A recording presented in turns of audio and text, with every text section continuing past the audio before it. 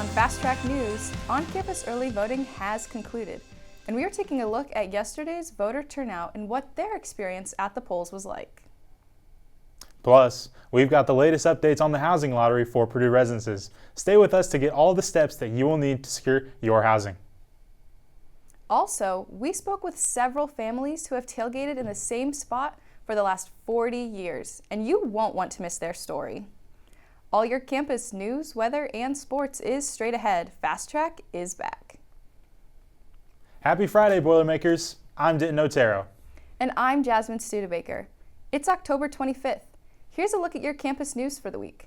First, Purdue offered an on-campus early voting location at the co-rec yesterday.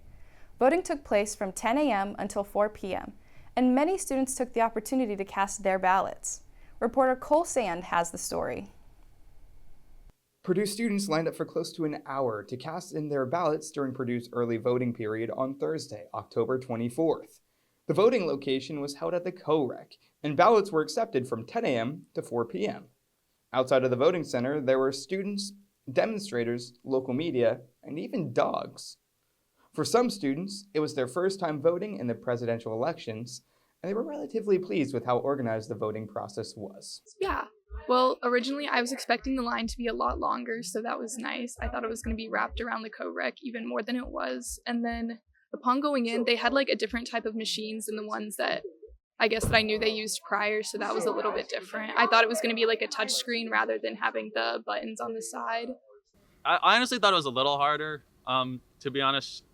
Just like registering was kind of like a little weird and trying to get that figured out. And then I was kind of originally thinking like, oh, I just probably vote on election day. And then I kind of moved things forward to voting early. But other than that, I'd say it went smooth. I think the ballots worked nicely. And then obviously there's the long line. There were not just students voting in the co-rec, but people of all ages and backgrounds. I want to raise awareness about voting for Purdue students, and especially that we had voting today here at the co-rec. We don't have voting on election day on campus for the first time in many years. And so I thought it was important that people knew about voting and that they could start thinking about making a plan to vote. Yeah, I mean, it wasn't long ago that, women didn't get a right to vote, and now to have that opportunity, it's your civic duty. Get out and let your voice be heard. It's hard to believe that your vote matters, but it absolutely does. And to be able to do it here at the co-rec, we got here at a little after 10, and I'm in and out in an hour. So hopefully we pack this place today, and students' voices can get heard. Students came to vote on a variety of issues important to them. Kind of all the basic things. Just the economy is obviously like kind of a big one, like healthcare stuff. I think the environment is also like a pretty big one for me, are kind of the main ones I was looking at. This allocated day of voting comes with a little bit of controversy. The 2024 election will mark the first time in 20 years that Purdue has not hosted an on-campus polling site on Election Day. This decision was made by the Tippecanoe County Election Board earlier this year. And while that has made it harder for Purdue students to cast in their ballots, as you can see, there's still a large number of students with their IDs ready, and they are eager to make a mark in this year's election. Reporting for Fast Track News, my name is Cole Sand. Students will not be able to vote on campus on Election Day, November 5th, but students can vote at the West Lafayette City Hall. Free bus routes will be offered to the City Hall for all students. Purdue Student Life will also offer golf cart rides to the City Hall for students who need mobility assistance. Students interested in a golf cart ride can contact 765-496-2540. We saw some warmer temperatures this week and just a little rain. Will these temperatures last, or are we set to dive into a cool fall for Halloween? Meteorologist Lily Tordil is here with a first look at the forecast. I do hate to say it, those warmer temperatures are sticking around with us for just a little bit before we get a pretty massive cold front just on and after Halloween. We'll take a look at that here in a few minutes, but at first, today we've got that high of 67, low of 43, so our during the day temperatures are quite a bit warmer than our evening and night temperatures. So if you're out late at night, just make sure you grab that jacket, grab that coat, 'cause it will be a bit cooler. But if you have afternoon classes, you're going to want that t-shirt, possibly shorts, just because it is a bit warmer. Now today we do have chance of showers, 60% possible thunderstorm with calm winds of 5 to 10 miles an hour. So just maybe take an umbrella with you to class today. Just a look at that. Taking a look now at our radar, we see that rain move its way through. Again, just a few spotty showers, nothing too terrible and nothing too long lasting. Taking a look now at our weekend outlook though, those clouds and showers move out for that sunshine, and we see that sunshine last into the rest of next week. I'll take a look at that in my full forecast. After listening to feedback from students, Purdue University Residences has decided to handle ADA housing accommodations outside of the standard lottery application process. The deadline to apply to the process has been extended through tonight, October 25th, for students with accommodations. Students that require a specific room as part of their accommodations will be able to accept their assigned room assignment on October 28th. Students that do not require a specific room as part of their accommodations will be able to select a room on October 28th as well. Students without accommodations will receive an email on October 28th if they have been chosen by the lottery system. If they are chosen, they will be given a date and time slot to select their room. Halloween is less than a week away, and Purdue is getting into the fall spirit. What says fall like painting pumpkins? On October 23rd, this past Wednesday evening, the Purdue History Organization hosted a pumpkin painting event for its members. As they painted their pumpkins with their own creative designs, the club members enjoyed festive scenes from the classic film It's the Great Pumpkin, Charlie Brown, and snacked on their favorite candies, making for a perfect fall night. If this meeting sounds like something you would enjoy, the Purdue History Organization might be for you. For more information, you can visit their Instagram account with the handle name PurdueHistory.org. No matter what stage you are at in your college career, it is never too late to branch out and get involved. Since its opening last July, the Alienware Gaming Lounge has been a popular practice place for students' esports Purdue teams. Open from 2 p.m. to 12 a.m., semester pass holders and esports teams members can use either the PlayStation 5, Nintendo Switch, or a PC computer to play a wide variety of games such as Overwatch, Valorant, and Mario Party Superstars. Students are also able to sit in the spectator lounge and watch their favorite teams play. Semester passes are $65, and according to Senior Assistant Director of Sport Programs, Jason Maynard, it is worth every penny. One of the biggest things is like the social connection that people get from playing video games. That can happen online, but there's something a little bit different whenever you go play games in person with your friends, whenever you're participating in an in-person event. So it's really given people a home, like a community home at Purdue. Next Thursday is not only Halloween, it is also the last Purdue Farmers Market for the year. The Farmers Market began back in May and is coming to its conclusion this coming Thursday. The market goes from 11 a.m. to 3 p.m. located on Memorial Mall. It features a variety of local fresh produce, plants and flowers, and lots of prepared food. It is one of 3 local markets in the Tippecanoe County area. Be sure to check it out next Thursday, as we won't see the market back in action until May. Up next, reporter Alex Kirko brings us the story of several Purdue families who have been tailgating together in the same spot for the last 40 years. And still to come, we'll learn about the new lighting system of the All-American Marching Band that made its first appearance in last Friday's football game against Oregon.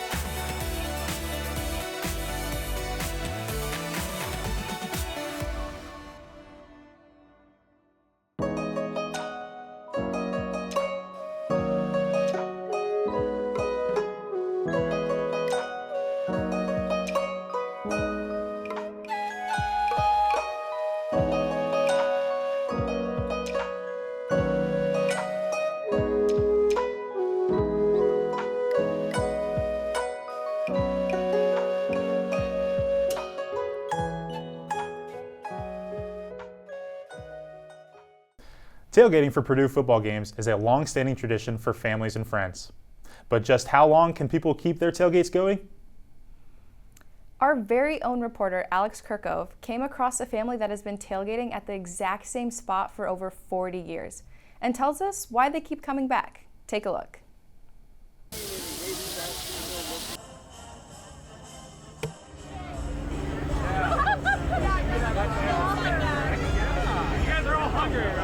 Tailgating for most Purdue football fans is just a light, fun-hearted thing to do when they can. But for this family behind me, they have been consistently tailgating for the past 40 years. That's rain, shine, or snow, and even wins or losses. They are the example of what it means to be a loyal fan and unbreaking traditions. It all started back in 1976 when Jim Cornelison's parents decided they wanted to tailgate since their son was a student at Purdue. Little did they know how meaningful it would end up being to their family and to many others. Over the years, as my parents who were in Fort Wayne, as they had friends whose children went to Purdue, they invited them to join our family, and that kind of family just kept extending from what was 6 or 8 people underneath the walnut trees to, I don't know, 50 or 60 now. And Jim's parents, both now in their 90s, still make it out to the tailgates every chance they can get. I spoke with one of their friends, Jan, about why she started going to tailgates with them and why she has kept the tradition going herself. Football is one of the most important things of our families, but even all of our generations, it's exciting to have the 4th to the 1st. It's a challenge to be here, so we'll try it no matter what the weather is.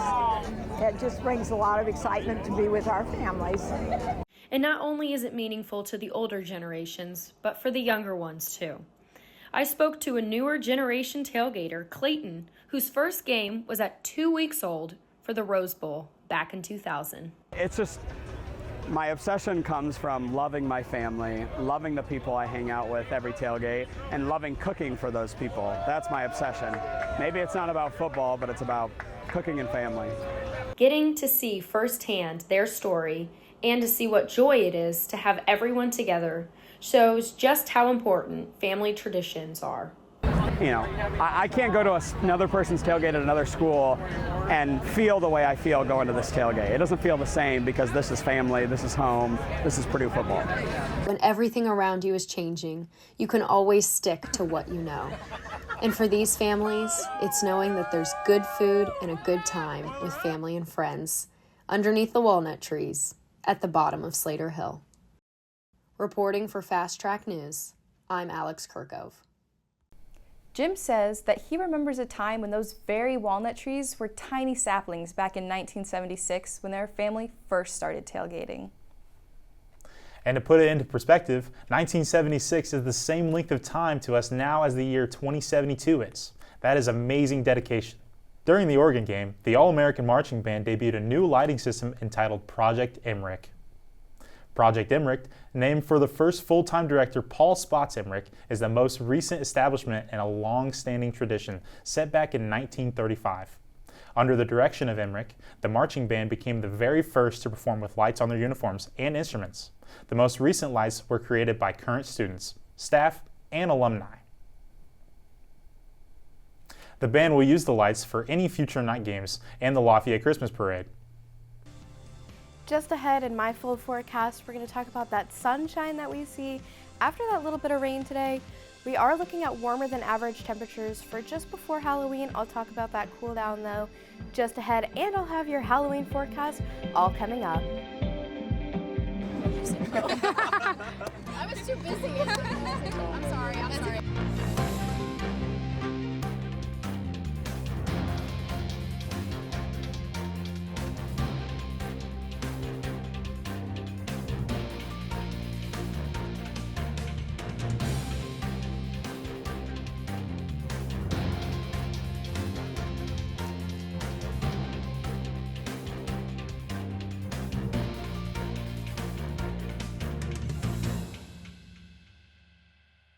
Welcome back, Boilermakers, and happy Friday. We're taking a look at some chance showers and some overcast, 60% today before that sunshine moves its way in for the rest of next week. Taking a look at our temperatures, we get that high of 67, low of 43, so grab those coats if you're out late at night or early in the morning, but if you've got afternoon classes, you might want to shed those layers because it will be a bit warmer for the next few days here. I'll take a look at that in just a minute. Taking a look now at our radar, again, spotty thunderstorms possible. Mostly just some rainfall this morning though, and that is moving its way out, like I said, for some sunshine. Here's a look at that in our weekend outlook, those cloudy and showers today, but we do see a little bit cooler temperatures before we do warm up again. I'll take a look at that here in a second, but we do see mostly sunny and sunny for our Saturday and Sunday. Taking a look now at those temperatures that I keep mentioning, temperature anomalies here. The red does mean it's warmer than average. So taking a look at before our Halloween here, so here's Wednesday and then through the 31st, we are seeing warmer than average temperatures move their way in for about the 26th to 30th. And then on the 31st, we start to get pretty close to normal before we actually get cooler than average into the beginning of November. Taking a look now at our futurecast, here's that rainfall for next weekend. Taking a look at that, here we go. Here's that sunshine through Saturday, and then Sunday, and then Monday, Tuesday, Wednesday. Our next chance of rain, though, is on Halloween. So if you are planning to go out Thursday night, you might have to take a jacket or umbrella with you while you go trick-or-treating out there, just because we do see that rainfall. Here's Wednesday, October 30th, and then the 31st. That rainfall moves in, bringing in a cold front as well for cooler temperatures. We'll take a look at that here in a second. But again, I want to talk about our warmer temperatures are coming from the south. We have southerly winds right now bringing in warmer temperatures for us for, again, the 26th through the 30th. And then that cold front moves its way in from the north, bringing that rainfall with us Thursday before cooler temperatures on next week, Friday and Saturday. Here's a look at our 7-day forecast. There's those warmer temperatures here. We've got 63, but up to 70 and even 80 on Tuesday with some partly cloudy, mostly sunny though, so that is going to feel a bit warm for our October temperatures that we would normally see here. Taking a look though at our lows, we do have a low of 39 on Sunday before that warms up to 60 and 63 over the night. So those temperatures overnight do warm up before they start to cool down again. So for these next few days here, again, you're going to want those shorts, those t-shirts, and just watch out for that sunshine here. But after Halloween, we start to see more showers and more clouds roll their way in with cooler temperatures of 67, 64, 65, but those lows in the 50s will make it just a little bit cooler for our November. Just ahead, the good news about Purdue's loss to Oregon at Ross-Ade. And basketball is back. A look at the Boilers as we head into the preseason. I'm Jimmy Sebeski. Don't go away. Sports is next.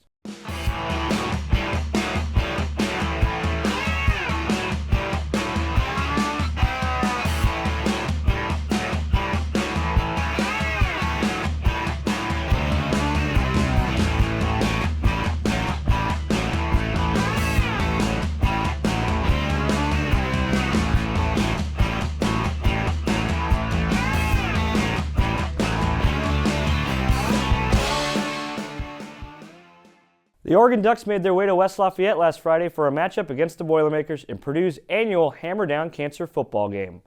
Fast Track Sports reporter Yumi Colombo has the highlights. This past Friday was Purdue's annual Hammer Down Cancer football game, and the atmosphere at Ross-Ade Stadium was electric.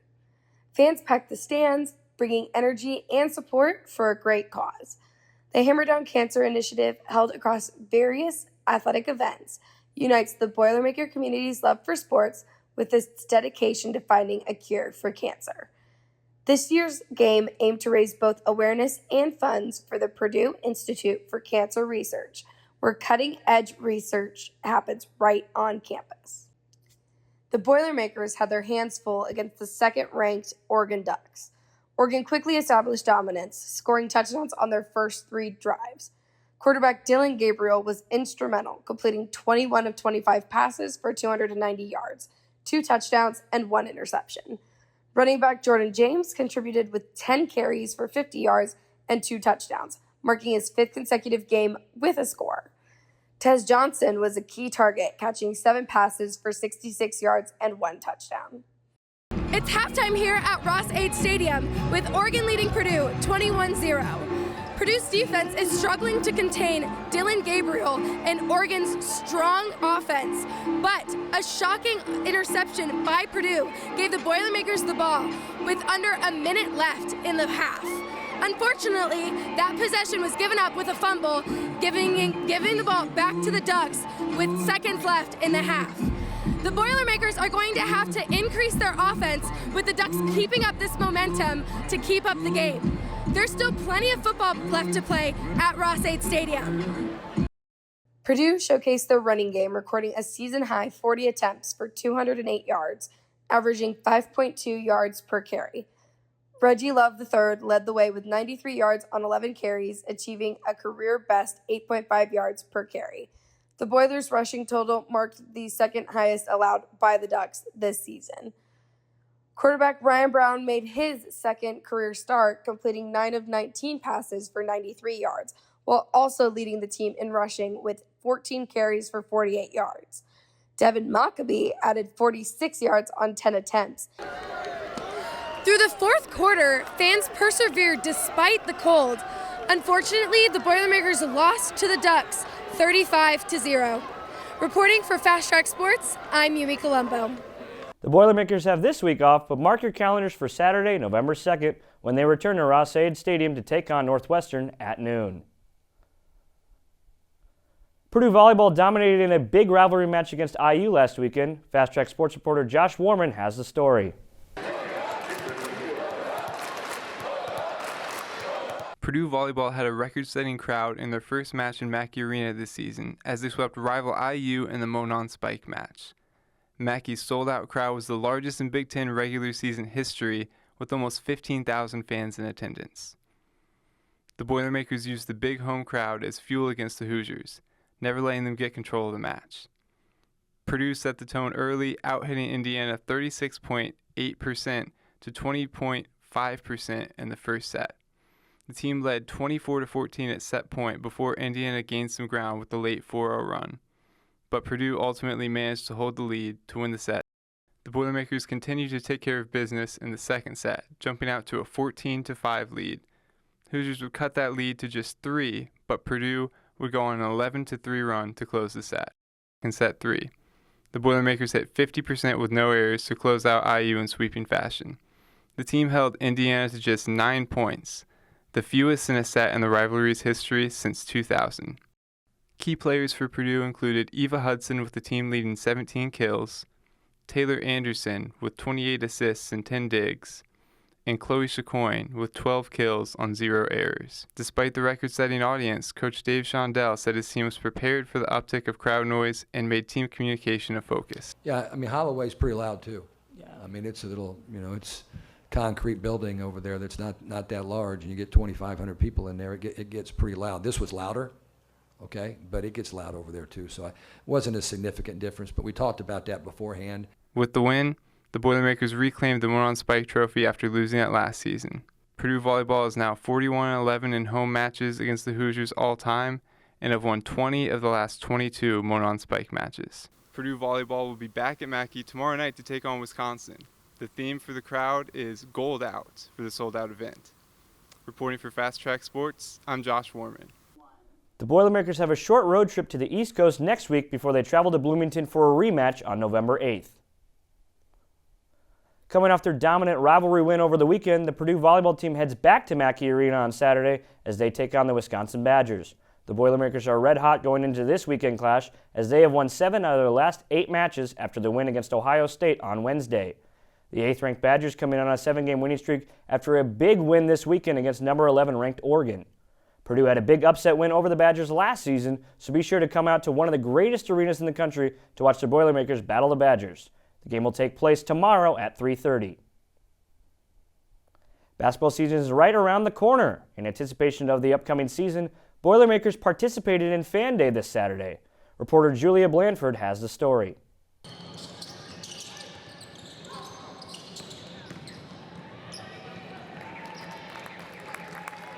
We are here at Purdue Basketball Fan Day where both the men's and women's team are scrimmaging.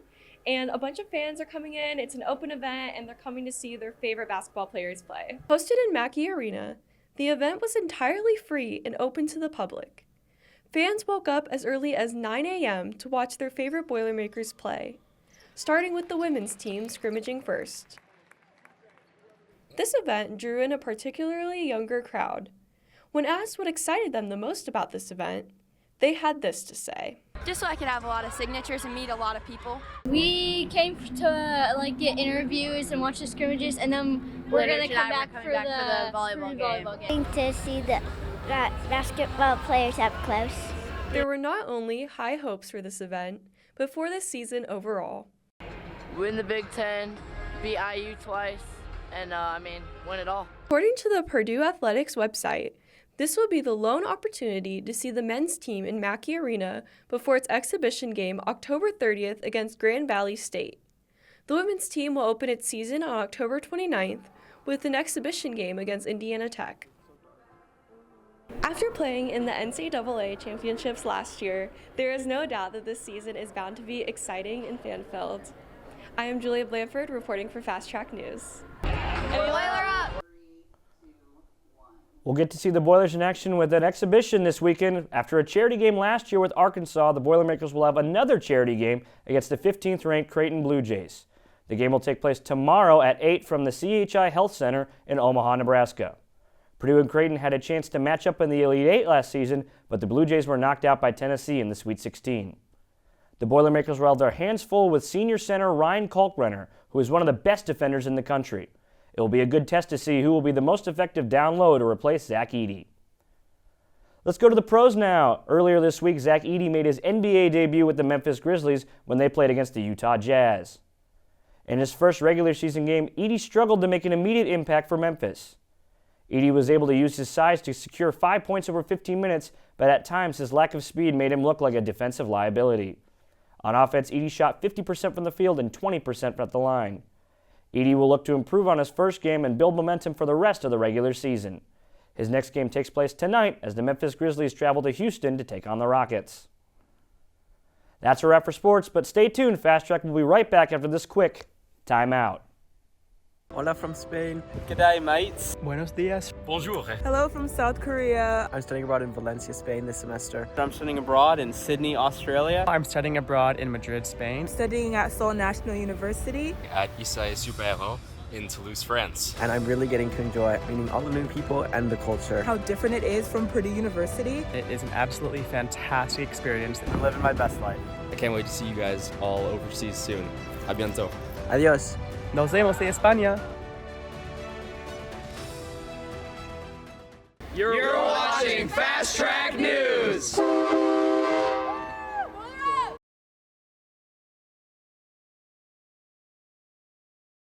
Now it's time for our question of the week. We asked students what their favorite spooky movie is. I would say my favorite Halloween-themed movie is probably The Nightmare Before Christmas. Thank you. Thank you. Thank you very much. It's a Tim Burton film. I mean, I'm sure a lot of people have seen it, but I kind of classify as both Halloween and Christmas was my favorite just because of the stop-motion animation style. Why? Girl vs. Monster. I love that movie. Amazing. That was indescribable. I don't know why, I just watched it as a kid. I like Hocus Pocus. I am beautiful. I just watched it for the first time last year and it's awesome. Scary Movie 2 is just ridiculously funny. Let me give you a hand. Well, that's awful kind of you. No skips. Absolutely no skips on any of the scenes. Perfect movie. I like The Nightmare Before Christmas. Thank you, everyone. It's like a good transition from the scary season to Christmas. I love Haunted Mansion. Silence! Whom do you seek? I am seeking a way out of here. It's just one of the best comedy Halloween movies that there is. So that's my favorite. Those are some good answers. My personal favorite is the original Scream. I watch it every year. What about you, Denton? I actually don't like scary movies, but I guess Terrifier 2 is a pretty decent watch. Let's check back with Lily for her favorite spooky movie and a final look at the weather.